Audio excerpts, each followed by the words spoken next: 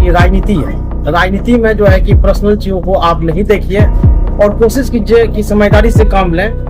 कोई एमएलए बन जाएगा वो ठीक है, लेकिन आप एमएलए नहीं बनने वाले हैं, आप वर्कर रहेंगे। और जो भी नेता आपका जीतेगा आपको पहचानेगा फिर नहीं। इसलिए अभी आप बदतमीजी करके जान मत खुआइए, आपस में जो इत्तेफाक बना रखिए, यही लोग आपको काम आएंगे। ये नेता आपका ज्यादा काम नहीं आने वाला है, ये सच्चाई है। इन्होंने पिछले बार अब्दुल इमाम का सपोर्ट किया था, इस बार पूछिए क्या हालत है। तो इससे सीखिए और समझिए बात को। मुखिया जी, देखा जा रहा है कि जो अब्दुल इमाम के लोग हैं या कहेंगे एएम के लोग हैं या उनके जो सपोर्टर हैं, सोशल मीडिया पे इन दिनों काफी पर्सनल जो कमेंट करते हैं, किसी पर आहत करते हैं, ये कहाँ तक सही है? या क्या राजनीति में ये व्यवस्था खत्म होनी चाहिए या रहनी चाहिए? आपको क्या लगता है? ये राजनीति का एक घटिया स्तर है। किसी को पर्सनल अटैक करना ये घटियापन। सियासत विचारधारा की लड़ाई या अलग अलग विचारधारा के लोग हैं, अलग अलग कम्युनिटी और मानने वाले लोग हैं। कोई राजद के फॉलोवर है, कोई कांग्रेस के फॉलोवर है।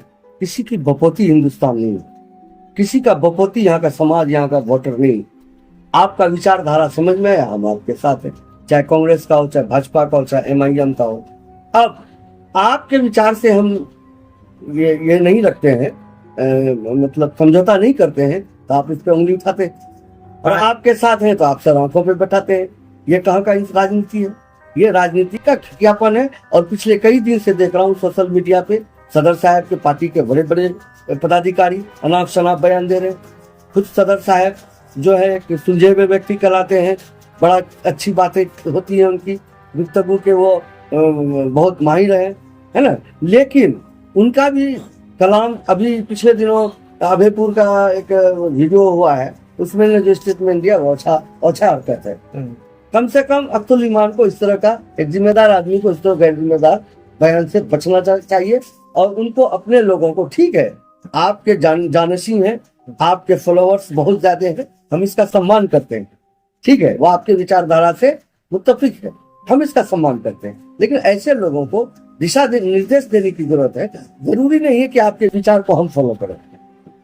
आप ब्रांडिंग कर रहे हैं, ब्रांडिंग करने में अपना ब्रांड का कीमत बताया जाता है, अपना ब्रांड का क्वालिटी बताएंगे, ना कि दूसरों पर उंगली उठा के आप सेब का दुकान कर रहे हैं और अपना सेब का टोकरी छोड़ के दूसरों के सेब के बारे में बोले भाई वो सेब खराब है, वो सेब सड़ा हुआ है।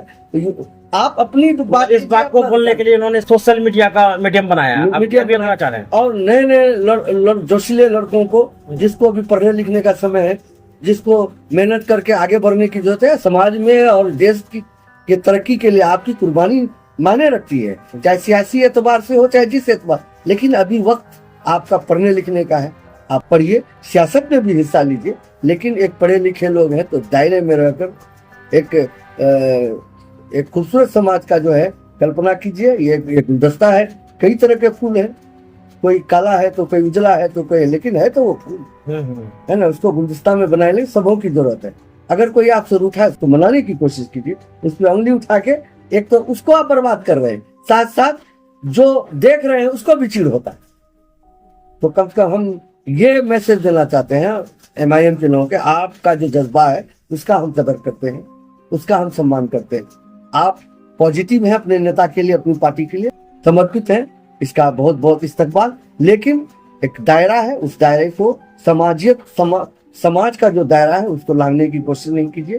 किसी को आप सर्टिफिकेट देने की जरूरत नहीं है, आपके सर्टिफिकेट की जरूरत नहीं है कि हम मुसलमान है कि हम हिंदू है, ठीक है। अल्लाह ने हमको पैदा किया, हमारा अमल हमारे साथ है, हमारे साथ ईमान है, सवाल जवाब हम करेंगे, ठीक है। विचारधारा है, सबसे अलग अलग सोच है, सबका अलग अलग सोच है, सपना है, और उस पर वो जा रहे हैं। आप उसको बना के अपने तरफ एग्री लाइए, ना कि उस पर उंगली उठा के उसको गाली देने की कोशिश। और ये थ्रेड जो अभी चल रहा है सोशल मीडिया में, खासकर अमोर विधानसभा के लिए, वो निहायत ही अफसोसनाक और घटिया है। अच्छा मुखिया जी, एक और क्वेश्चन पूछेंगे। सरवेली हाई स्कूल के पास सभा जफर साहब मंच पर खड़े होते हैं, कुछ लोग विरोध करते हैं वहाँ पर, क्या आप मानते हैं कि ये कुछ पॉलिटिकल है या नेचुरल? बिल्कुल पॉलिटिकल है, मेरे समझ से बिल्कुल प्लान में था। मैं ये कहता हूँ, वक्त अमेंडमेंट बिल में जो बैनर थे हाथ में लोगों के, उसमें लगा था ये गैर सियासी प्रोग्राम। सभी मजहब के लोग, सभी पंथ के लोग, सभी सियासी जमात के लोग जो इस अमेंडमेंट बिल के खिलाफ है, वो उस मंच पे जा सकते हैं। सबों का, कांग्रेस का सम्मान था, हिंदू भाई भी आते उनका भी सम्मान था, ऐसा नहीं कि हिंदू हमारे साथ नहीं है, वरना 232 वोट हमको कहाँ से आता है। सेकुलर मिजाज के जो हिंदू वो भी हमारे साथ है। वो जो एक प्लान वे था, हम लोग जब वहां पे गए तो हम लोग वक्त अमेंडमेंट बिल के विरोध में गए।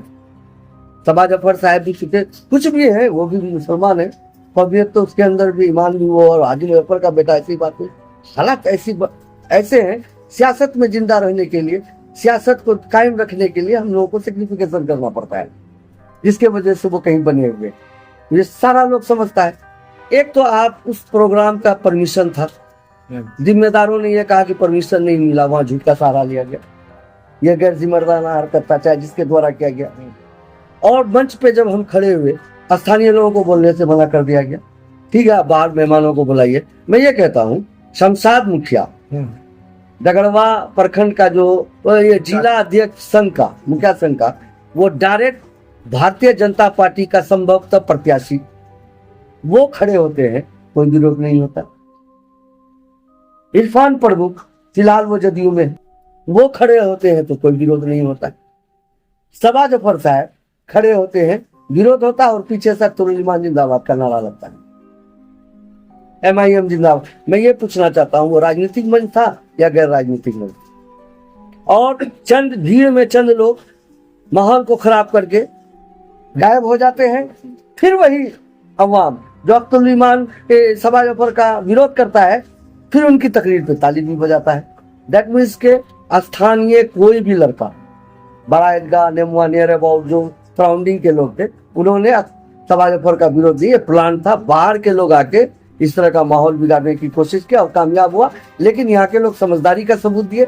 फिर सबा जफर साहब को बोलने का मौका दिया गया और लोगों ने ताली दी। मुखिया जी, बीच में आपको एक बात कहूंगा, उस दिन मैं भी प्रेजेंट था। जो लोग विरोध कर रहे थे उनका भी मेरे पास वीडियो फुटेज है, इस वीडियो के साथ मैं भी चला रहा हूँ, देखिए आप लोग। और जब सबा जफर साहब भाषण दे रहे थे, जब ताली बज रही थी, उनको भी पहचानिए आप। दोनों फेस को कंपेयर कीजिए, आप खुद मतलब ये अंदाजा लगाइएगा कौन लोग कहाँ के थे। आप लोग जज करके कमेंट में लिखिएगा जरूर। मैं भी पहचानता हूँ लड़कों को। जी, खेमिया का लड़का था, खेमिया का एक लड़का था, मैं नाम से वाकिफ नहीं, लेकिन अमर विधानसभा के लगभग गाँव में घूम चुका हूँ, किसी का नाम से वाकिफ हो, किसी के चेहरे से वाकिफ। तो ये मुखिया जी, एक मतलब शुरुआत गलत हो चुका विधानसभा चुनाव से पहले, किसी का विरोध हो जाना सम्मानित आदमी का, तो ये चीज तो और जगह भी होगा और किसी के साथ भी होगा। ये अच्छी राजनीति। तो इसका मतलब वर्कर इस बार सेफ नहीं है, कहीं भी पिटा जाएंगे वर्कर भाई। ये तो अच्छी राजनीति है, जबकि अमर विधानसभा के इतिहास में ऐसा कभी नहीं देखा गया था। ये निहायत गलत दर्जे की राजनीति है। जो नेता है उसको चाहिए कि अपने कार्यकर्ताओं को थोड़ा संयम में रहने का निर्देश दे। ये इलेक्शन है, इलेक्शन खत्म होगा, सबको एक जगह रहना है, आपस में लड़ भिड़ के हमको अपना माहौल किसी के लिए खराब करने की आवश्यकता नहीं है। हम यही संदेश देना चाहते हैं नौजवानों को, बुजुर्गों को, जितने भी जीवोश लोग हैं जो सियासत से वाकिफियत रखते हैं और समाज के प्रति सच्ची निष्ठा और मजबूत इरादा रखते हैं, उसको ये विचारधारा की लड़ाई है। हम लोगों के मतभेद आपस में ऐसे हो कि वो आराम से सुलझाया जा सके, मतभेद ऐसा ना हो कि वो दुश्मनी का रूप इख्तियार कर ले। तो दोस्तों, लास्ट में आपको कहूंगा कि राजनीति है, राजनीति में जो है कि पर्सनल चीजों को आप नहीं देखिए और कोशिश कीजिए कि समझदारी से काम लें। कोई MLA बन जाएगा वो ठीक है, लेकिन आप MLA नहीं बनने वाले हैं, आप वर्कर रहेंगे। और जो भी नेता आपका जीतेगा आपको पहचानेगा फिर नहीं। इसलिए अभी आप बदतमीजी करके जान मत गवाइए, आपस में जो इत्तेफाक बना रखिए, यही लोग आपका काम आएंगे। ये नेता आपका ज्यादा काम नहीं आने वाला है, ये सच्चाई है। इन्होंने पिछले बार अब्दुल का सपोर्ट किया था, इस बार पूछिए क्या हालत है। तो इससे सीखिए और समझिए बात को।